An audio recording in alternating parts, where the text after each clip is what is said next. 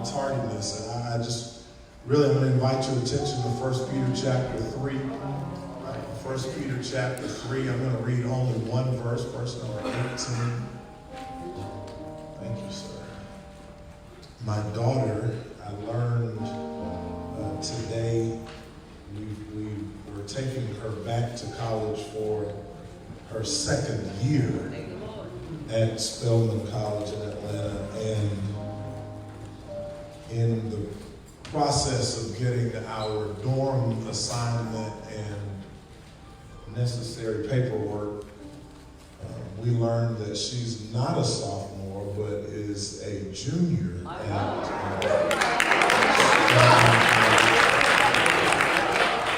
which means Daddy only have 2 more years to prepare for. So we were thrilled about that, and I'll tell you, I've never moved so quickly to get back on the interstate and back here, and so I'm thankful for your kindness.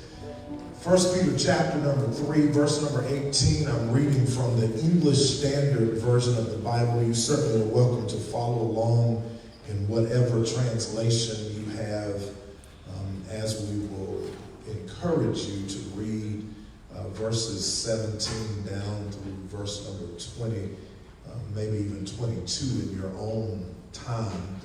But for our time of study tonight, 1 Peter 3, verse 18, the English Standard Version of the Bible reads, "For Christ also suffered once for sins, the righteous for the unrighteous, that he might bring us to God, being put to death in the flesh, but made alive in the spirit." As you go down to your seat, shake your neighbor's hand and just tell them, in the spirit. Message tonight, as we give consideration, there are some things that just come by the quickening of the Spirit of God. When we read from the King James Version of the Bible, it says, by the quickening of the Spirit. When I grew up in a small country church in Campobello, not really understanding the move of the Holy Spirit, we didn't have carpet on the floors and no padding on the bench. The floors were wood and the windows still raised before we built a new church. And so when you arrive at church, you could hear the heels of the sisters in a cadence on the wood floor, reminding us that God was still in control.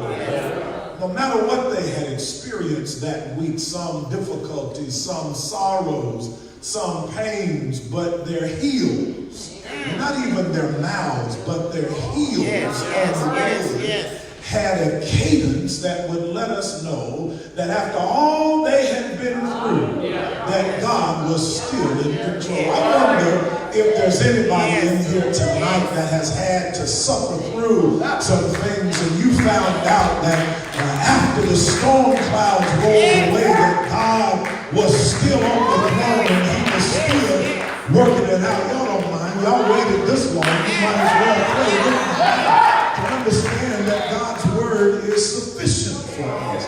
Now, when we consider Peter admonishes this group of people who had been scattered abroad, meaning they couldn't get to the place of worship like they wanted to, like they used to. We are able to come to church whenever we want to. In fact, Pastor Gray, I'm almost persuaded that we're a little too casual with our gathering in the church. We treat the church like we own it, like it's ours. We can come when we want to. We have keys to let ourselves in. We have our favorite benches. Our families have purchased windows, and there are plaques with the names of the families on it.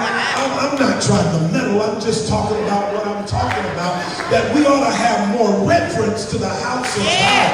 David said in the Psalms, I was glad when they said unto me, now come, let us go backdrop of David getting excited about being able to go to church was a time that the church was locked up and he was not allowed to come to the church. And then all of a sudden he said, time's up. You can go to the house of the Lord. And that's why he wrote those words to say, now come, let us go into the house of the Lord. And he said that I will bless the Lord at all times, and his praise shall continually be in my mouth. I wonder if there's 2 or 3 people in here that ever had to work overtime, your job switched, you had to work hours, and you couldn't get to church, but all of a sudden things changed, and you're able to make it back to prayer meeting, and your soul somehow is on fire. You ought to shake somebody's hand and tell them, I was glad when they said unto me, we can go back to church now. The enemy doesn't like it when you make up your mind that church will have a priority in your life. The enemy wants you to be distracted by the things of life that would have you going here and there, material things that make you work hard so that you can have them. But when you switch up and have the priority that I would rather worship God, when the enemy tries to play with your mind, he will make you stay up late at night, and friends will abandon you because you put the priority of your worship. Don't you understand that our problems come in cycles, and you shorten those cycles when you learn how to praise God before you get to your answer? In other words, when you exercise and apply faith to the situation that you're going through, that the shorter distance to the problem is, you learn how to give God thanks and praise him regardless of how things look. The enemy wants to weigh us down. He wants to burden us. But when you start giving God praise regardless of how bad it looks, when the doctor said you got a sickness, I can't help you with it, you praise him instead of moan and groan and cry. That'll help you shorten the time to your victory. When trouble comes, when you learn how to tell God thank you for who he is, and not even what he's gonna do, but thank you for what you have done. When I think about the goodness of Jesus, y'all don't hate me in here. When I put my mind on where I've been, when I think about I-85 and how it was shut down and it looked like I wasn't gonna get here, but somehow God made a way and opened up an opportunity, and here I stand. That's all you have to do is look back. If you don't even have enough faith to get ahead, just look back. You almost lost your mind, but I look back and I see God kept me.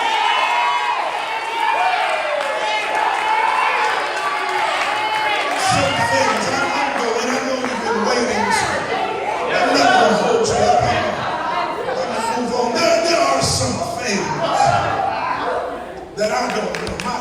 My wife, I'm married to a science teacher, and over these 22 years of marriage, 27 of friendship and dating, there are some things I realize I just don't know. She knows. She teaches biology, honors biology, marine biology, zoology.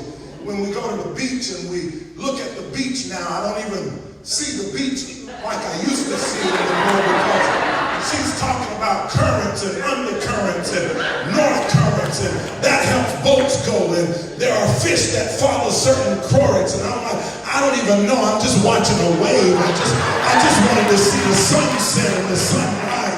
But she's helping me understand that there are some things I just don't know. There are some things in my flesh I have yet to comprehend. But a few things I do know, and I want to leave them with you. The first one is that Christ suffered one time for sin. So why is it that we carry guilt about something that we did years ago? I'm going to help somebody before I go home tonight. Why are you upset past the communion? No, not this week. I'm not going to talk about it. Because you have guilt about something you did years ago. I wish you would just hold up one finger and say one time. Meaning, if you're not dead, then you're covered. I wish I could preach in this room. The devil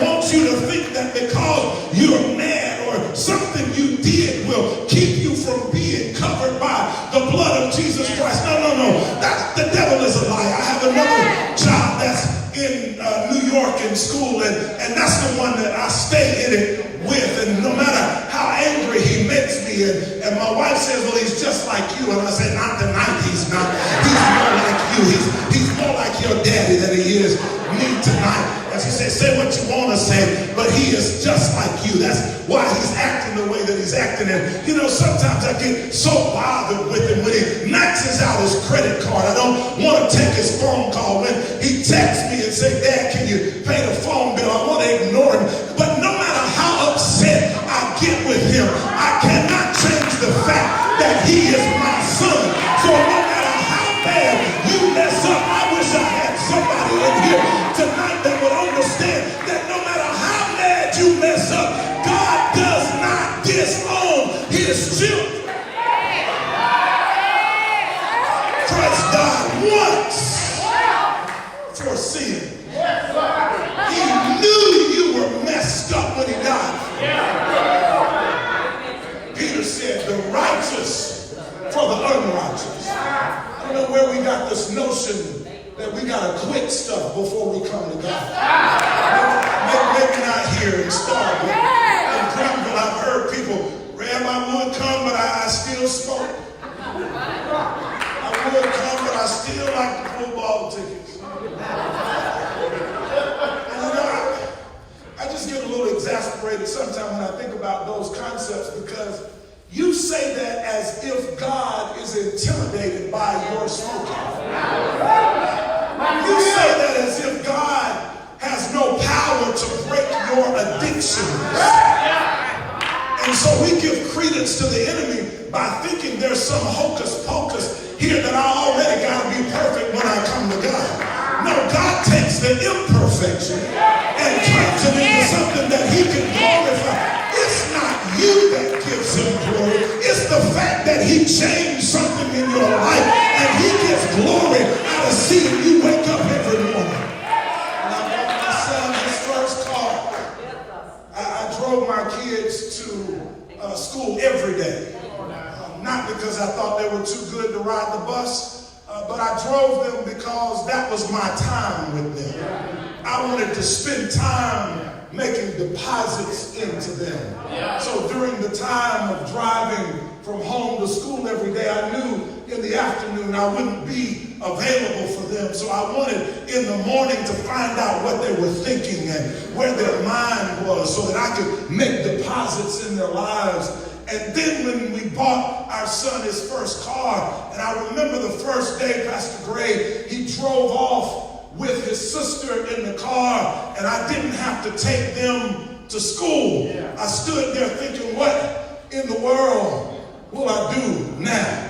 I hope that I put in them enough to get them through the day. But then on the other side of that, I was so proud to see him moving on his own. And I believe that's what God thinks about us when you get up in the morning. When the enemy said, no, I put enough trouble in their path, they're not getting up today. They're going to be depressed. They're going to stay in bed and keep the blinds closed and pull the cover up over their head. But no, you crazy enough. You get up out of the bed and put one foot on the other side of the bed, and after a while you put the other one over there, and you get up and the devil say, oh hell, they're up again. I want you to know tonight, I'm not cussing, I'm telling you, he called all his demons and said, we got to do something else because they're up. But I hear some angels that were saying, Master, all night long we watched over them while they were sleeping in the image of death. We protected them, and now they're up. I can see our Father in heaven stepping back saying, that's my son, that's my daughter, they're going to make it today. And I stopped by to let you know, you didn't make it because you drove a Lexus in here. You didn't make it because you got a fine 401k or a nice ranch-style house. You made it by the grace of God. You made it because of God's Spirit. I wish I had a witness. I dare you to shake somebody's hand and tell them, I'm not here because I'm so good, but I'm here tonight because of God's grace and God's mercy. He's been good. Help me preach in here. Shake somebody's hand and say, oh, taste and see that the Lord is good, and his mercy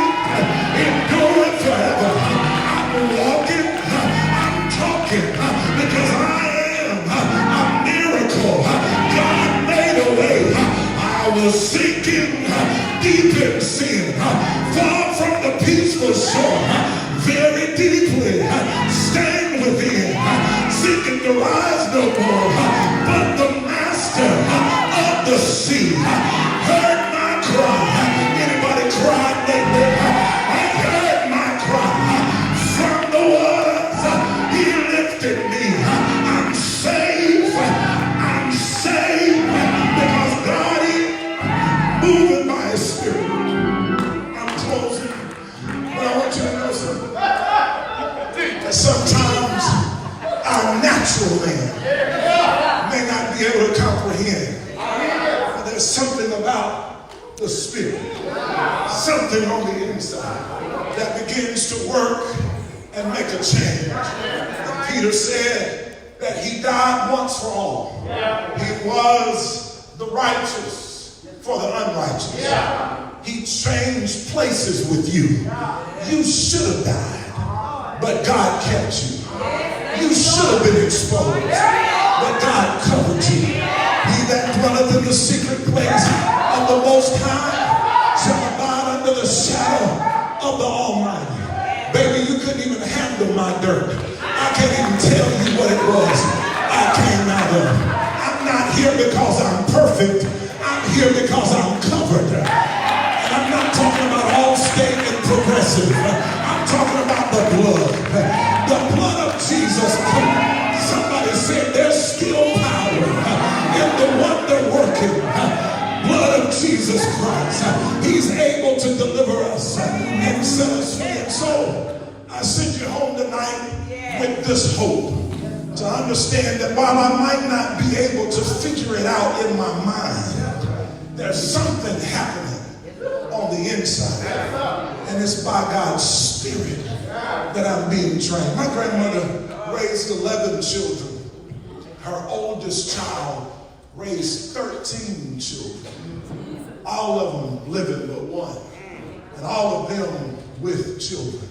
And I tried to figure it out. I never known my Aunt Louise to work any job, but stayed home taking care of her children. Yes. I can't figure out how, with racial oppression being what it was then and what it is now, that she raised 13 children and you can't raise 2.5 in a dog. There's something. I'm not trying to be mean, but somehow we crying and moaning about stuff. We got an example. Somebody's shown us how you can make it. If you keep your hand in God's hand, you can make it. There's some things that our community is used to doing. We can survive when we stay with God. You start trying to do all these other things. I ain't with you. I'm sorry, I can't go with you. Rabbits' feet and horseshoes over the back door, four-leaf cloth. I can't go with you right now. When you start talking about Jesus and his blood, when you talk about his forgiveness, you talk about the crimson stain, then that's when I can get with you on that. The text said that he died, but then by the quickening of the Spirit, he came alive again. And so there are some of us who have died. Our excitement for church has died. But I hope this week there's a quickening of the Spirit. That the same kind of quickening that shook Lazarus when he was in the grave. He was dead. Somebody say dead he was. But then Jesus said, come forth. He told this crying sister, show me where you put it. And Jesus just went out there and stood and said, come forth, Lazarus. I stopped by Mount Moriah this week to call you to come forth. Don't you stay dead. Don't you stay bound up. The text said that when Lazarus heard his name being called, he started coming forth. He was wrapped up in some dead clothes, but he started making his way forward. I wonder if there's anybody in here like, you don't mind making some moves toward coming alive again, because by the Spirit of God, we can be made whole. We can be set free. I don't know what you're bound with, what's holding you.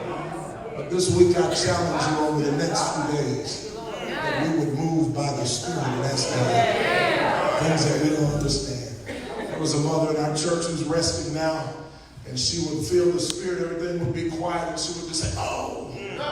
That would encourage me as a pastor. I don't know what was going on, but I knew the Spirit was in the house. Whenever she was on the scene. And sometimes you try to quench the Spirit. Don't do that. Don't do that. Let God lead you and guide you and direct you. You don't even have to be in church for Him to move. Now His Spirit can help you in your house. He can help you in the car. We're going home now, but I want you to know that we're on time and on purpose this week to hear from God by His Spirit. If you're here tonight and you don't know the Lord Jesus Christ as your Savior,